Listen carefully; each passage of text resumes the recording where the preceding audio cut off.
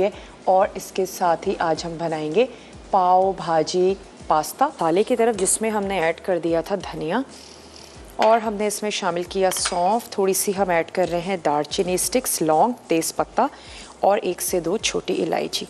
तो इसको हम यहाँ पर पीस लेते हैं और फिर मैं इसमें ऐड कर दूँगी खटाई पाउडर और यहाँ आप ऐड कर सकते हैं चाट मसाला, जितनी ज़्यादा खटास आपको अच्छी लगती है।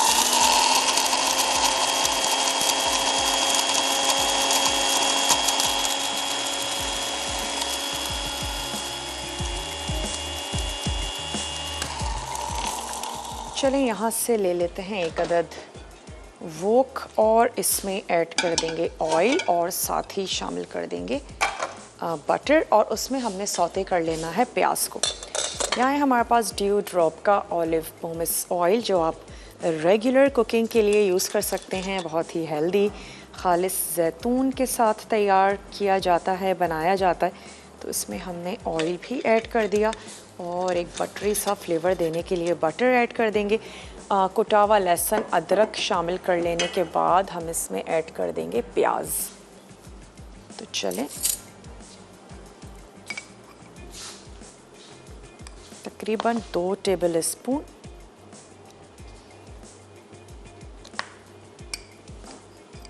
मक्खन हम इसमें शामिल कर देते हैं और स्टोव कर देते हैं ऑन।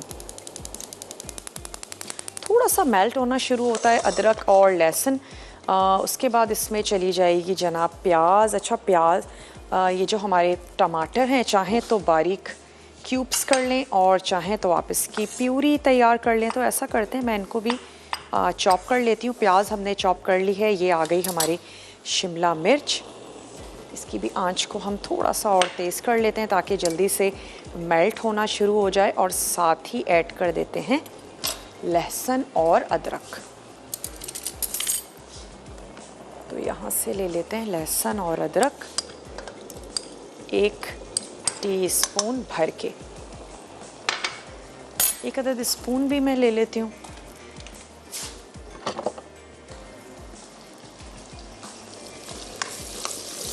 हल्का सा कच्चापन दूर होगा तो मैं इसमें ऐड कर दूँगी प्याज।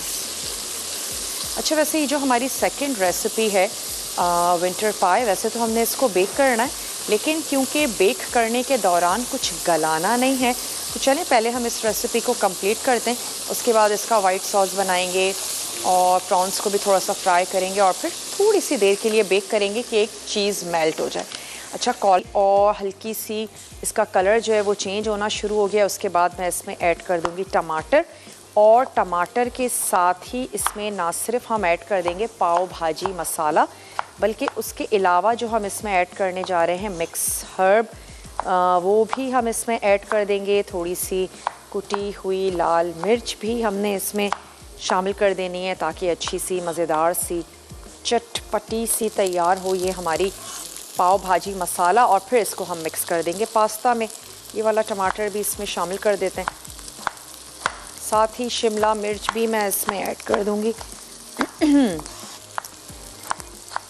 पास्ता के साथ मुझे पर्सनली नहीं अच्छे लगते कि आलूओं को मिक्स किया जाए, लेकिन पाव भाजी में मिक्स किए जाते हैं। तो अगर आपको अच्छे लगते हैं तो आप उनके भी क्यूब्स इसमें ऐड कर दीजिए। वरना आलूओं से हटके भी ढेर सारी वेजिटेबल्स हैं जो आप शामिल कर सकते हैं। तो चलें मैं इसमें ऐड कर देती हूँ पाव भाजी मसाला, जो हमने यहाँ पर पीस के रख लिया है। और क्योंकि अभी मैंने इसमें खटास ऐड नहीं की तो वो हम अलग से शामिल कर देंगे। खटाई पाउडर या चाट मसाला, अच्छा साथ ही शामिल कर देते हैं नमक भी आपने ऐड कर देना है अपने टेस्ट के मुताबिक।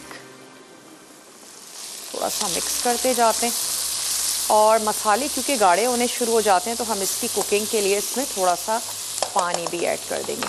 तो ऐड कर देते हैं नमक, और इतना होना चाहिए कि पास्ता के लिए भी काफ़ी हो।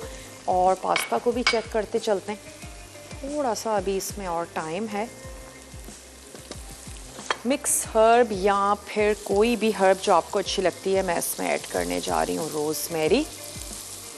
साथ ही इसमें ऐड कर देंगे ये चॉप्ड शिमला मिर्च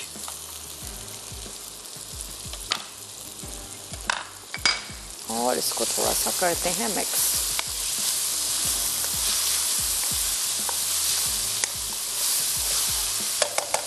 जैसे ही पास्ता हो जाता है हमने पास्ता को भी नथाड़ लेना है। इसके अलावा हम इसमें ऐड करने जा रहे हैं कुटी हुई लाल मिर्च, नमक हमने इसमें शामिल कर दिया है। चीज़ इसमें लास्ट में जाएगा, पास्ता इसमें लास्ट में जाएगा। अब मैं इसमें शामिल कर देती हूँ थोड़ा सा पानी, ताकि टमाटर भी थोड़े से सॉफ्ट हो जाएं और प्याज तमाम चीज़ें अच्छे से बहुत मिक्स हो जाएंगी। थोड़ा सा पानी ऐड करेंगे, तकरीबन 1/4 कप। वैसे प्याज और टमाटर पास्ता के साथ वैसे भी बहुत अच्छे जाते हैं, तो इसकी कुकिंग करने के लिए ऐड कर देते हैं 1/4 कप पानी। थोड़ा सा इसको पकने देते हैं और यहाँ पर पास्ता को चेक करते हैं। ओवर कुक हमने बिल्कुल नहीं करना।